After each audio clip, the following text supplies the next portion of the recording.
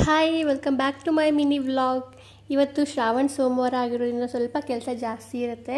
So ಬೆಳಗ್ಗೆ ಬೇಗನೆ ಎದ್ದು ಬ್ರೇಕ್ಫಾಸ್ಟ್ ಎಲ್ಲ ರೆಡಿ ಮಾಡಿ ಮನೆ ಕ್ಲೀನ್ ಮಾಡಿಕೊಂಡು ಹಾಗೆ ಪೂಜೆ ಮಾಡೋಣ ಅಂತ ರೆಡಿ ಮಾಡ್ಕೊಳ್ತಾ ಇದ್ದೀನಿ. ಶ್ರಾವಣ ಸೋಮವಾರ ಅನ್ನೋದು ಸ್ವಲ್ಪ ಸ್ಪೆಷಲ್ ಆಗಿರುತ್ತೆ. ಸೊ ಹಾಗಾಗಿ ಸ್ವಲ್ಪ ಪೂಜೆ ಮಾಡೋದು ಮತ್ತು ಕೆಲಸ ಎಲ್ಲ ಸ್ವಲ್ಪನೇ ಜಾಸ್ತಿ ಇರುತ್ತೆ. ಸೊ ಅದಕ್ಕೋಸ್ಕರ ಪೂಜೆಗೆಲ್ಲ ರೆಡಿ ಮಾಡಿಕೊಂಡು ಸ್ವಲ್ಪ ನೈವೇದ್ಯಕ್ಕೆ ಅಂತ ಇವತ್ತೇನು ರೆಡಿ ಮಾಡ್ಕೊಂಡಿರಲಿಲ್ಲ. ಸೊ ಹಾಗಾಗಿ ಫ್ರೂಟ್ಸ್ ಎಲ್ಲ ಇಟ್ಟು ನೈವೇದ್ಯ ಮಾಡಿಕೊಂಡು ಪೂಜೆ ರೆಡಿ. ಹಾಗೆಯೇ ಇವತ್ತು ಉಪ್ಪಿನ ದೀಪ ಹಚ್ಚಿದ್ರೆ ತುಂಬಾ ಒಳ್ಳೆಯದು ಅಂತ ಉಪ್ಪಿನ ದೀಪ ಹಚ್ಚೋದಕ್ಕೋಸ್ಕರ ರೆಡಿ ಮಾಡ್ಕೊಳ್ತಾ ಇದ್ದೀನಿ. ನಾನು ಯೂಶ್ವಲಿ ಮನೆಯಲ್ಲಿ ಸ್ಯಾರಿ ಎಲ್ಲ ವೇರ್ ಮಾಡೋದಿಲ್ಲ, ಮೇಂಟೈನ್ ಮಾಡೋದಕ್ಕೆ ಕಷ್ಟ ಆಗುತ್ತೆ ಅಂತ. ಸೊ ಈ ಥರ ಪೂಜೆ ಏನಾದರೂ ಇದ್ದರೆ ಮಾತ್ರ ಅಪರೂಪಕ್ಕೆ ಒಂದೊಂದ್ಸಲ ಸ್ಯಾರಿ ಉಟ್ಕೊಳ್ತೀನಿ. ಸೊ ಈ ಸ್ಯಾರಿ ನಮ್ಮ ಅಮ್ಮಂದು ಸ್ವಲ್ಪ ಇಷ್ಟ ಆಯಿತು ಅಂತ ಉಟ್ಕೊಂಡಿದ್ದೀನಿ. ಹಾಗೆಯೇ ಪೂಜೆ ಮನೆಯೆಲ್ಲ ಕ್ಲೀನ್ ಮಾಡಿಕೊಂಡು ಅವರೆಲ್ಲ ರೆಡಿ ಮಾಡ್ಕೊಂಡು ಪೂಜೆಗೆಲ್ಲ ರೆಡಿ ಮಾಡಿಬಿಟ್ಟು ಹಾಗೆ ಕಳಸ ಎಲ್ಲ ತೆಗೆದಿಟ್ಕೊಂಡಿದ್ದೆ ನನ್ನೇ. ಸೊ ಇವತ್ತು ಕಳಸ ಎಲ್ಲ ಇಟ್ಕೊಂಡು ರೆಡಿ ಮಾಡ್ಕೊಂಡ್ಬಿಟ್ಟು ಹಾಗೆ ಇವತ್ತು ಉಪ್ಪಿನ ದೀಪ ಹಚ್ತಾ ಇದ್ದೀನಿ ಅಂತ ಹೇಳಿದೆ ಅಲ್ವಾ, ಅದಕ್ಕೋಸ್ಕರ ರೆಡಿ ಮಾಡ್ಕೊಳ್ತಾ ಇದ್ದೀನಿ.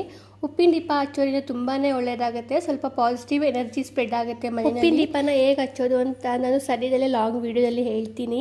ಇದನ್ನು ಹಚ್ಚೋದ್ರಿಂದ ತುಂಬಾ ಒಳ್ಳೆಯದಾಗುತ್ತೆ ಮನೆಗೂ ಸಹ ಹಾಗೆ ನಮಗೂ ಸಹ. ನನಗೂ ಇದು ಎಕ್ಸ್ಪೀರಿಯೆನ್ಸ್ ಆಗಿದೆ. ಸೊ ನೀವು ಯಾರಾದರೂ ಹಚ್ಚಿ ನೋಡಿ, ನಿಮಗೂ ಎಕ್ಸ್ಪೀರಿಯೆನ್ಸ್ ಆಗುತ್ತೆ. ಆದಷ್ಟು ಬೆಳಗ್ಗೆ ಅಂದರೆ ಒಂದು ಬ್ರಾಹ್ಮಿ ಮುಹೂರ್ತದಲ್ಲಿ ಮತ್ತು ಸಂಜೆ ಗೋಧೂಳಿ ಲಗ್ನದಲ್ಲಿ ಇದನ್ನು ಹಚ್ಚೋದ್ರಿಂದ ತುಂಬಾ ಒಳ್ಳೆಯದು.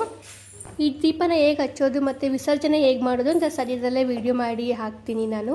ಯಾರಿಗೆಲ್ಲ ಲೆಂತಿ ವಿಡಿಯೋ ಬೇಕು ಅಂತ ಅನಿಸುತ್ತೋ ಕಮೆಂಟ್ ಮಾಡೋದನ್ನ ಮರಿಬೇಡಿ. ಸೊ ಇದಾಗಿತ್ತು ಇವತ್ತಿನ ವಿಡಿಯೋ. ಮತ್ತು ಮುಂದಿನ ವಿಡಿಯೋದಲ್ಲಿ ಬೇರೆ ಇನ್ಫಾರ್ಮೇಷನ್ ಜೊತೆ ಮತ್ತೆ ಇನ್ನೊಂದು ಮಿನಿ ವ್ಲಾಗಲ್ಲಿ ಸಿಗ್ತೀನಿ. ಬಾಯ್.